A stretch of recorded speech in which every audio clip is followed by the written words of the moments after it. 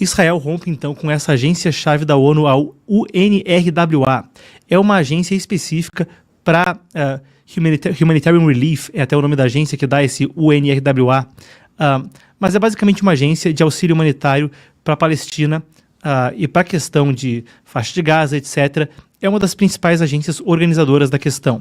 A notícia, que se espalhou de forma escandalosa depois do ataque do 7 de outubro, foi primeiro numa matéria do Wall Street Journal, que depois levou a investigações internas dessa mesma agência e acabou por confirmar que, sim, pelo menos 9 funcionários haviam possivelmente participado do massacre de 7 de outubro do Hamas. Há ainda outras acusações menos substanciadas de que muitos membros da agência estejam vinculados ao Hamas, e de fato no Líbano, recentemente também, houve uma pessoa associada ao Hezbollah, que enquanto era o presidente de um sindicato de professores, era também um membro que participava de grupos armados.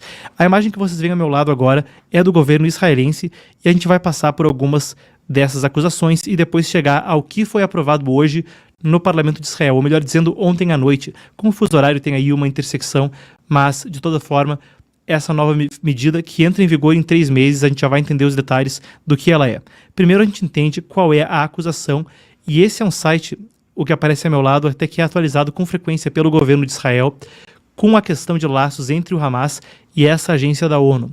Para quem acompanha de perto relações internacionais, sabe que há uma relação de atrito, uma relação de... afronta não é a palavra, mas uma relação nada amistosa entre Israel e as Nações Unidas, com Israel constantemente dizendo que as condenações por direitos humanos são sempre direcionadas a si e não a alguns dos piores violadores de direitos humanos do mundo, incluindo não só países islâmicos, mas também a ditadura comunista em Cuba ou a ditadura comunista da China, por exemplo. Vamos então a quais são as acusações dado esse contexto.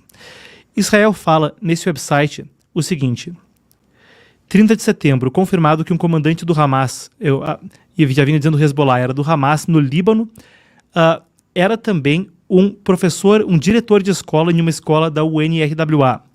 A própria UNRWA confirmou que o líder do Hamas no Líbano, Fatah Sharif, que foi morto por um ataque aéreo israelense, isso foi em 30 de setembro, era um empregado da UNRWA, ele que era tanto um diretor de escola, mas também era o líder do Sindicato dos Professores da UNRWA no Líbano. O italiano Lazzarini, que é o chefe da UNRWA, disse na época que ele não sabia que o Sharif era um comandante do Hamas, assim como ele disse que ele não sabia sobre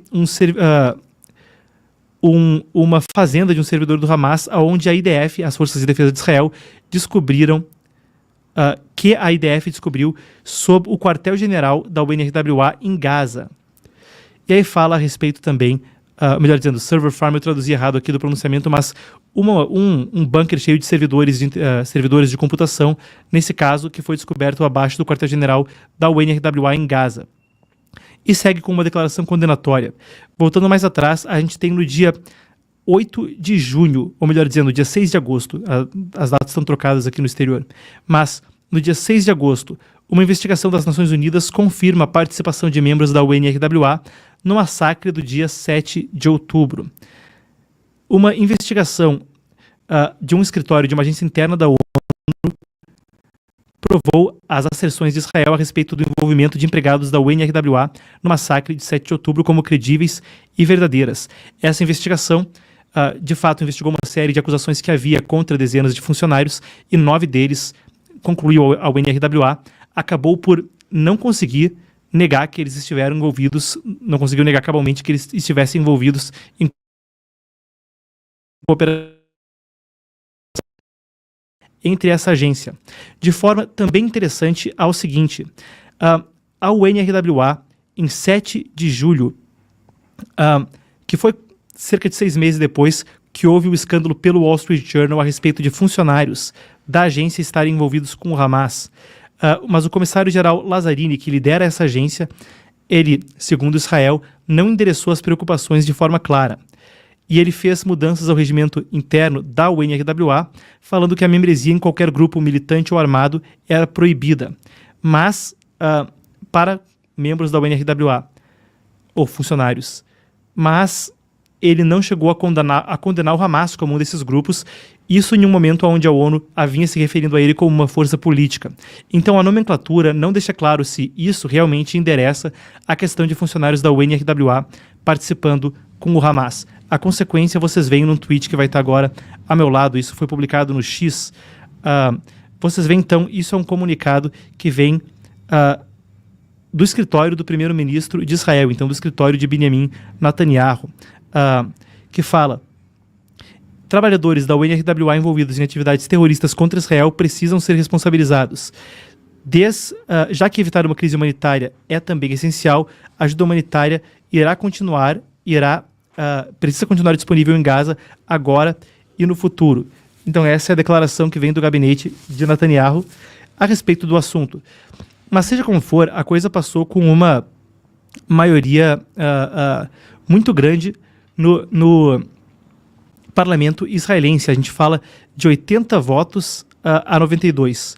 Então, o que acontece na sequência? Bem, isso vai voltar, vai entrar em vigor em cerca de 3 meses. Até lá foi pedido, então, pelo gabinete do primeiro-ministro que se encontrem os canais apropriados para que haja auxílio humanitário a Israel.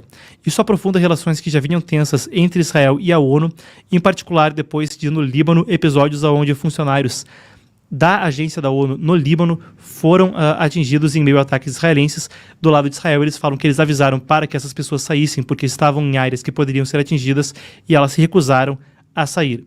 A gente continua a cobrir os desdobramentos. Essa é a situação agora com essa agência da ONU.